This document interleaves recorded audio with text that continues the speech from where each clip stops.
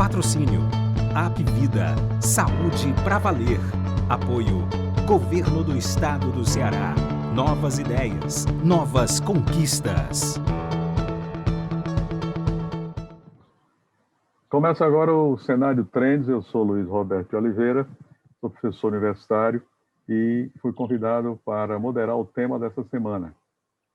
E o tema é como a tecnologia pode auxiliar na autorização e de forma segura dos procedimentos demandados por pacientes nessa época de Covid-19, em plena pandemia. Para conversar com a gente, nós recebemos hoje aqui o Dr. Pedro de Alcântara, sócio da Maida Health. Pedro é bacharel em Ciência da Computação pela Universidade Federal do Piauí, com mestrado pela Universidade Federal de Pernambuco e também doutorado pela Universidade Federal de Minas Gerais. Portanto, é um homem que viajou o Brasil todo. Então, a experiência não deve ser o que não tem no currículo dele. Atualmente é professor universitário e tem experiência com engenharia de software, com foco no uso de técnicas de inteligência computacional e projetos de inovação tecnológica. Durante o tempo de espera para desburocratizar processos, isso se torna muito importante, porque na situação atual, com o aumento natural da demanda por serviços, por consultas, por exames, isso deve levar a um congestionamento muito grande, como já se seria de esperar, e esse congestionamento, sem dúvida, impacta de diversas maneiras, atrasando a jornada do paciente, piorando a experiência do paciente quando precisa dos serviços e, principalmente, terminando em onerar as despesas, né? Desde que seja bem delineado, os processos de inteligência artificial podem melhorar muito para os diversos envolvidos. E a ferramenta digital termina sendo de grande utilidade nos dias de hoje, como algumas notícias têm dado que isso se torna uma verdade, quase que uma necessidade essencial para que isso ocorra, para descongestionar todo esse conjunto de serviços que tem sido demandado, né? Isso traz benefícios para pacientes, para gestores, para os planos de saúde, diminuindo custos, né? Nesse processo, vem a primeira pergunta para o nosso convidado de hoje.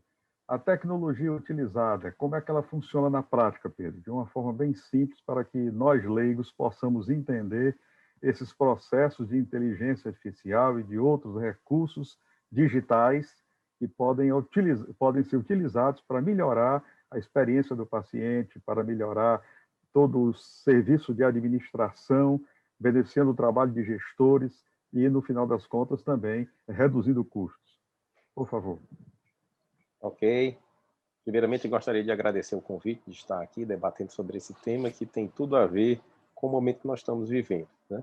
A gente precisa sempre ter soluções ágeis, rápidas, que venham a trazer uma melhor experiência para o paciente. O paciente, quando procura um atendimento em algum serviço de saúde, normalmente ele está já fragilizado. E aí você colocá-lo para passar por filas, por esperas, tem toda uma questão já na parte tanto psicológica do paciente, como nesses momentos de Covid, estar em fila significa estar esperando, aglomerando e ter chance de ter essa situação ainda piorada dentro desse cenário que a gente vive, né? Mas aí, de um modo geral, o que é que nós estamos fazendo já há algum tempo para tentar sanar isso? Não foi nem em virtude da Covid, embora com o surgimento da Covid, isso tenha ganho um potencial ainda maior, né? Mas, via de regra, o que se faz para se autorizar um certo procedimento é se avaliar as condições clínicas descritas para o paciente diante daquele pedido e, além disso, se avaliar de alguma forma o histórico do que já aconteceu na vida dele, quando isso está disponível. O que é que a gente está fazendo hoje e já há algum tempo? A gente criou uma ferramenta que, no fundo, ela age como se fosse um médico virtual que analisa os dados que estão sendo solicitados nesse momento e analisa também a história pregressa do paciente para decidir se ele deve ou não ter esse atendimento. Mas aí surge uma questão. Assim como médicos podem errar numa avaliação e até impedindo uma certa autorização, essa tecnologia que é baseada no que nós chamamos aí, que está bem na moda, né, de machine learning, né, o aprendizado de máquina, que é uma das sub-áreas aí da inteligência artificial. A gente também pode errar, porque no final das contas o que nós fazemos é aprender com a história do que aconteceu e reproduzir essa história de uma forma autônoma via uma tecnologia que consegue responder sozinha. Então, o que é que a gente faz para poder não gerar problemas para os pacientes? A gente usa essa tecnologia apenas para dizer o sim, está autorizado. Então, quando ela diz não, o que é que a gente faz? A gente diz, médicos, avaliem bem aí, porque se fosse pela resposta do mecanismo automático, seria não. Mas como a gente não se julga capaz de dar um não para ninguém, a gente repassa para médicos para que eles possam, então, decidir sobre essa demanda. E aí, quando a gente analisa o problema, nos contextos de planos de saúde, por exemplo, grande parte das solicitações são respondidas com sim, mais de 90%. Então, quando eu crio um mecanismo desse, eu tenho chance de automatizar a maior parcela das respostas. E aí eu consigo ter uma redução na avaliação feita por humanos. Isso sem ter nenhum tipo de problema de negação de forma indevida por parte da tecnologia, porque ela não nega, ela apenas encaminha para uma avaliação humana quando isso é necessário. Muito interessante a sua resposta, né? Porque temas como a autonomia do profissional em solicitar os exames, etc., e tudo, não podem ser questionados diante de um cenário desse, né? E Exatamente. realmente essa parcela de negativas, ao ser transferida para a responsabilidade de um outro profissional médico, ela exatamente preserva exatamente essa possibilidade de ter sido um erro, uma falha humana mesmo em qualquer ponto do processo. O médico que está apressado, o médico que está com uma grande quantidade de pacientes para atender, o médico que naquele dia estava com algum problema pessoal e sem querer solicitou uma coisa sem prestar atenção a alguns detalhes, né? Porque com o passar do tempo, o trabalho do profissional médico, de todos os profissionais da saúde, termina sendo uma coisa muito intuitiva, muito automatizada. Ele já tem na ideia, na cabeça, uma série de raciocínios que estão cristalizados ao longo do tempo, e mesmo assim não é difícil você, humanamente, cometer algum erro. E existem aqui, inclusive, livros muito famosos, obras muito famosas de razões pelas quais os profissionais médicos erram. É muito conhecida a história do paciente, do médico que erra, porque ele atende um paciente que ele tem já algum relacionamento e ele não quer acreditar que aquele paciente está com aquele diagnóstico. E ele se deixa influenciar por isso e deixa, às vezes, de pedir um exame que é crítico ou pede um exame desnecessário sem que isso realmente traga. Um elemento muito, muito importante que eu vejo nisso, além da automatização, que influencia muito na história da espera do paciente, na jornada, e isso hoje é algo muito fundamental de nós justificarmos, por exemplo, os acessos que são possíveis hoje, possibilitados hoje pela telemedicina, é o fato de você, ao fazer tudo isso, você proporcionar ao paciente um acesso mais qualificado ao atendimento. Vocês têm algum estudo feito mostrando que esse tipo de qualificação também ocorre? O paciente tem mais facilidade em encontrar uma resposta mais adequada para o seu problema, porque isso facilitou que ele chegasse no especialista, ou vocês não têm feito estudo nesse sentido? Porque a pergunta, porque tem se dado muito interesse hoje a você ter uma ideia de como foi a qualidade da jornada do paciente, não apenas em termos de tempo, mas de satisfação dele com o fato com a qualidade do atendimento. Isso tem sido estudado por vocês também? Tem tido a oportunidade de ver isso também? Olha, esse é um tema que é muito importante, né? Porque no final das contas não adianta a gente atender no tempo se a resolutividade não for efetiva, né? Exatamente. Porque no final das contas, se você quer resolver problemas, né? Você não quer ser... todo mundo quer resolver problemas o mais rápido possível, né? Bom, a gente não tem um estudo exatamente específico nisso, mas nós estamos fazendo um estudo que vai ao encontro, de alguma forma, é que nós estamos prevendo certos diagnósticos de forma antecipada e estimulando que essas pessoas entrem em programas de prevenção e promoção à saúde, né? Não é exatamente analisar essa jornada dessa forma, mas é uma tentativa de antecipar problemas e, com isso, ser mais resolutivos em termos de atuação. Então, hoje em dia, a gente está trabalhando com três problemas que nos foram apresentados pela equipe médica do grupo Apivida, que é onde nós estamos fazendo esse trabalho, e a gente está conseguindo identificar de forma antecipada os números que nós temos até agora, né? Em 88% dos casos, pessoas que têm síndrome da fragilidade, cerca de 84% AVC, pessoas que vão ter AVC nos próximos 12 meses, e aí nós começamos agora um trabalho com infarto, que está também um número mais baixo, aí na ordem de 70%, mas nós estamos avançando com isso, porque agora nós estamos incluindo, na verdade, a gente começa um estudo fazendo uma avaliação, depois nós vamos aperfeiçoando esse modelo a partir da interação com vários médicos que vão nos dando dicas do que procurar, do que pode ser importante, que elementos na história de um modo geral dão mais indícios para que a gente possa descobrir esses casos de forma antecipada. Então, é um dos trabalhos que nós estamos realizando aí. Está com pouco tempo esse trabalho que começou, mas a gente acha que ele vai ter resultados fenomenais. E a gente vai cruzar isso com um programa de acompanhamento dessas pessoas.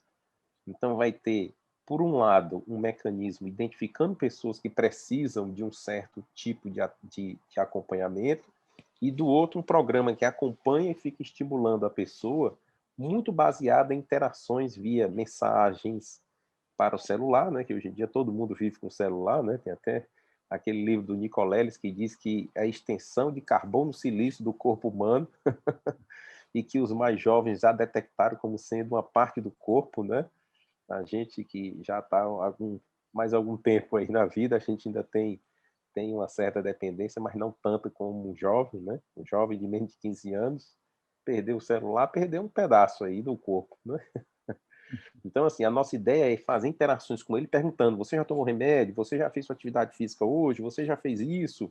E à medida que as respostas forem acontecendo, a gente vai continuar esse estímulo. Se ela não acontece, mais uma vez, aquela tendência de hoje, passa para a figura humana fazer uma ligação e falar com ele de forma a estimular esse comportamento, né? Então, essas são algumas ações aí que também estão sendo colocadas hoje para tentar estimular isso. Porque isso é bom para todo mundo, né? Imagine aí, se eu consigo antecipar doenças, provavelmente eu diminuo o custo dessa pessoa e trago mais qualidade para a sua vida. Porque se eu tivesse pessoas que vivessem plenamente até os 100 anos com poucos problemas de saúde, eu, como plano de saúde, estaria ótimo, né? Porque eu teria pessoas que não estão gerando aqueles custos altíssimos, que a gente sabe que os agravamentos e internações em UTI é que são muito caros, né? Eu li um estudo há algum tempo que dizia que 80% do gasto em saúde na vida do ser humano se dá nos seus 2 últimos anos de vida. Então, se a gente for olhar para isso, que é quando agrava, aparece uma doença grave e ele tem que internar, tratamentos caríssimos. Então, a gente tem que tentar fazer com que um paciente não agrave ao longo do tempo, ou agrave o mínimo possível, né? Para que todos saiam ganhando nesse contexto. Isso vem bem dentro do que hoje a saúde digital deposita tanta esperança, que é a chamada saúde preditiva, né? Que é você conseguir prever o que vai acontecer com determinado paciente, exatamente para que ele possa viver mais, mas possa viver com qualidade. E não há nada que piore a qualidade de vida de qualquer pessoa, principalmente quando ela tem mais idade, está mais sujeita a doenças crônico-degenerativas, do que os impedimentos que surgem por conta das complicações das doenças crônico-degenerativas, né? Isso pode se aplicar em todo o campo, né? Prevenção ou predição de fatores de risco para a doença coronariana, como você falou, para exposição a fatores de risco para câncer, né, que a maioria da população não conhece, e isso se insere também dentro do elemento que é maior conhecimento a respeito da saúde, né, que é o letramento em saúde, né, pessoas que se expõem a fatores de risco sem o menor critério, para achar que não acontece nada, que vão acontecer. Agora, tem um ponto crucial, Pedro, que eu gostaria de ouvir a tua opinião como uma pessoa da área de tecnologia.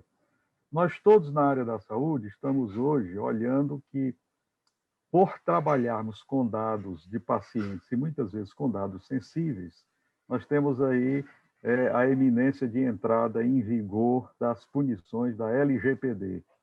Você, como pessoa da área de tecnologia, que trabalha com manuseio de dados exatamente dentro dessa área da saúde, que é uma área tão visada, como é que você vê esse problema da LGPD? Não é nem problema, como é que você vê essa adequação à LGPD?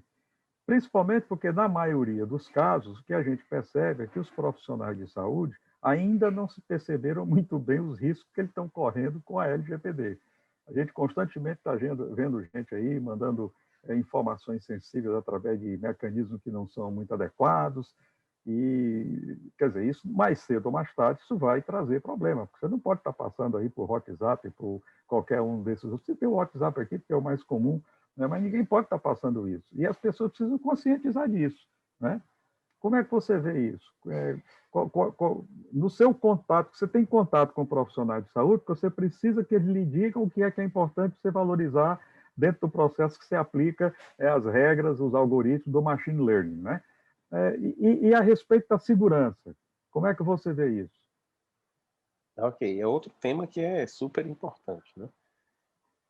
A LGPD, ela tem aquela questão que ela vai trazer uma certa organização para um contexto que estava bastante desorganizado.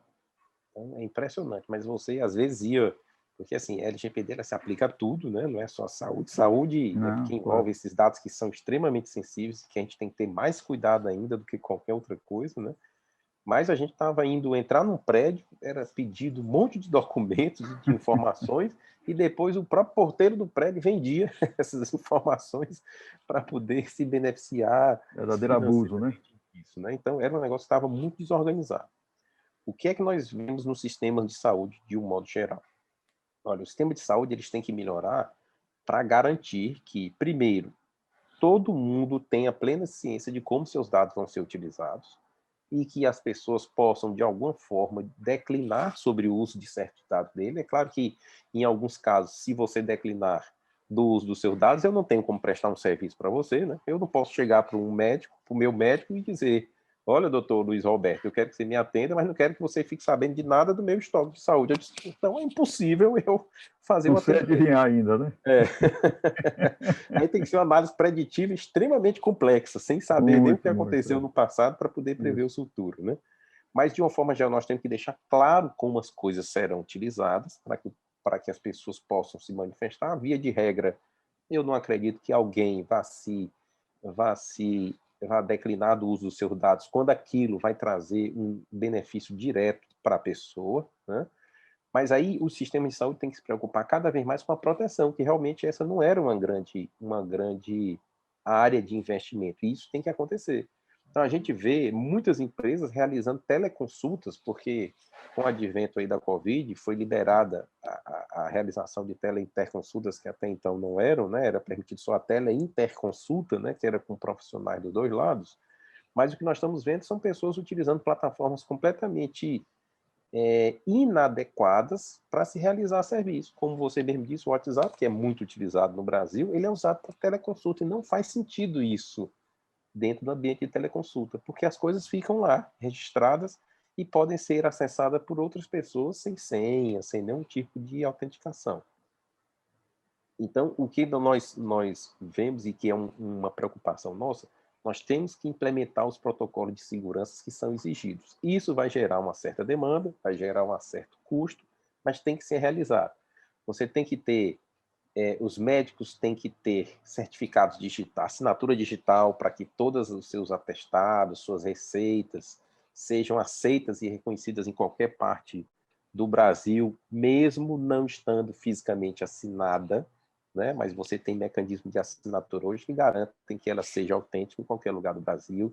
Você tem que ter locais para você armazenar os dados do paciente que sejam protegidos por senha, que tenham restrições de acesso, que nem todo mundo pode ver tudo, tem que haver um escalonamento de permissões para as pessoas que trabalham dentro desse ambiente, e as plataformas têm que ser construídas, né, para a sua finalidade específica. Não pode usar plataformas gerais que não são especializadas para fazer atendimentos que são super especializados. Muito bem, olha, muito interessante as suas observações e estão faltando pouquinhos minutos aqui para a gente completar os 30 minutos e eu agradeço a sua participação e deixo para as suas considerações finais para que a gente possa ficar dentro desse tempo que estipulou aí a nossa demandante. Muito obrigado e parabéns pelo seu trabalho. É bom trabalhar com pessoas de tecnologia que tenham essa consciência que você tem a respeito dos cuidados que os profissionais de saúde precisam ter no manuseio dos dados dos seus pacientes. Ok. Eu que agradeço e aproveito esse tempinho aí que nós ainda temos para comentar sobre coisas que são importantes da gente tratar. Hoje nós vivemos num mundo em que a inteligência artificial ela é muito comentada, né? Ela é muito falada, né? Aí existem alguns aspectos que são importantes da gente notar. Por algumas vezes eu vi profissionais de saúde com um certo receio dela, né? Desse uso dessa ferramenta. Logicamente que toda coisa nova que vá se implantar em qualquer lugar, ele merece muita explicação, né? Muito debate, muito aprofundamento no que ele pode fazer. Mas eu vejo também um certo receio que isso possa, de alguma forma, tirar o emprego dos profissionais, reduzir seus atendimentos. E eu vejo que, neste momento, esse tipo de tecnologia ele serve muito mais para ampliar as capacidades, trazer mais luz para os atendimentos e até auxiliar nesse evento que acontece, que às vezes são falhas no atendimento, né?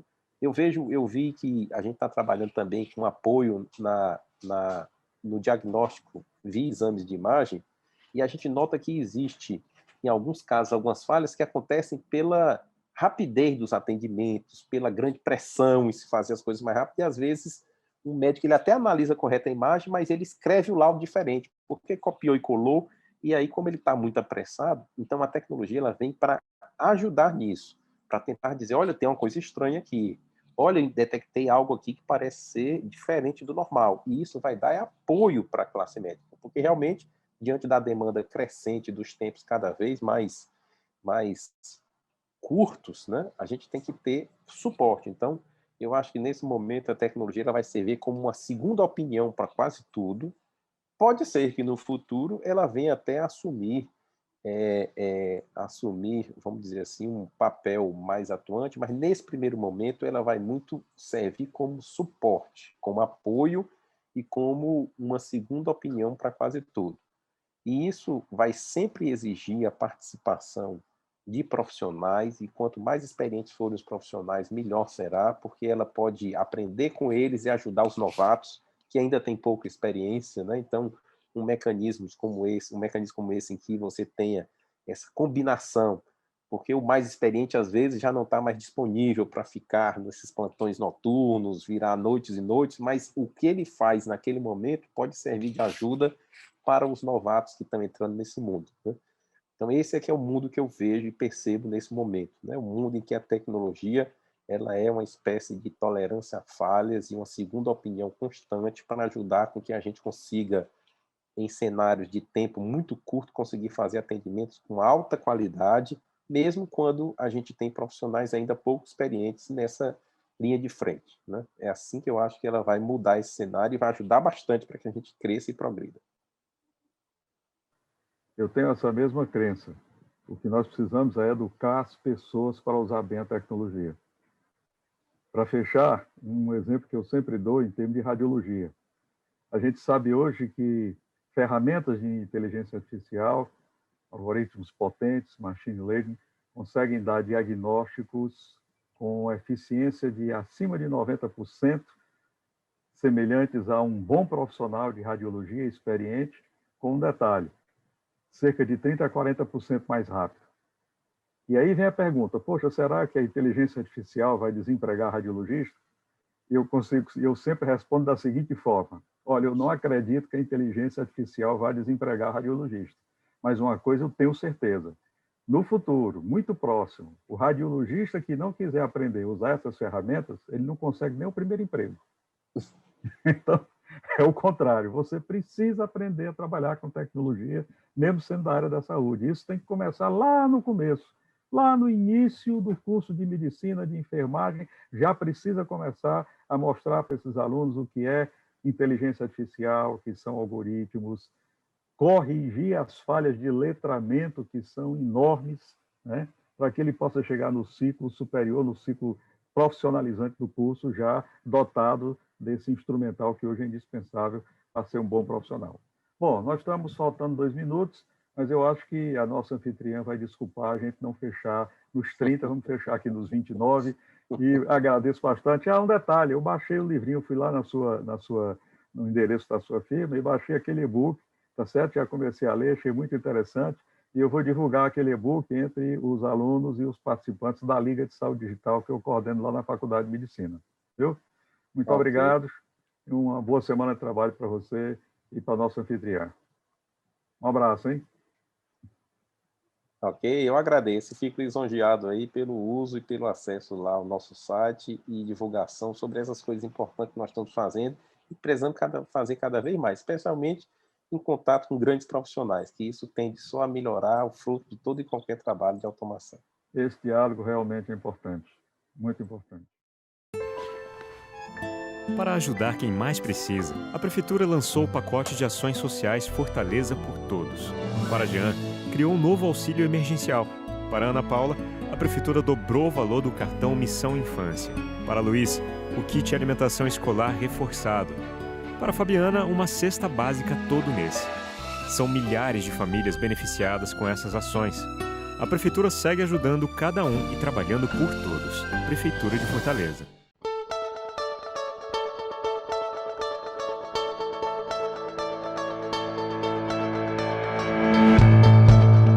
Patrocínio App Vida, saúde pra valer. Apoio Governo do Estado do Ceará. Novas ideias, novas conquistas.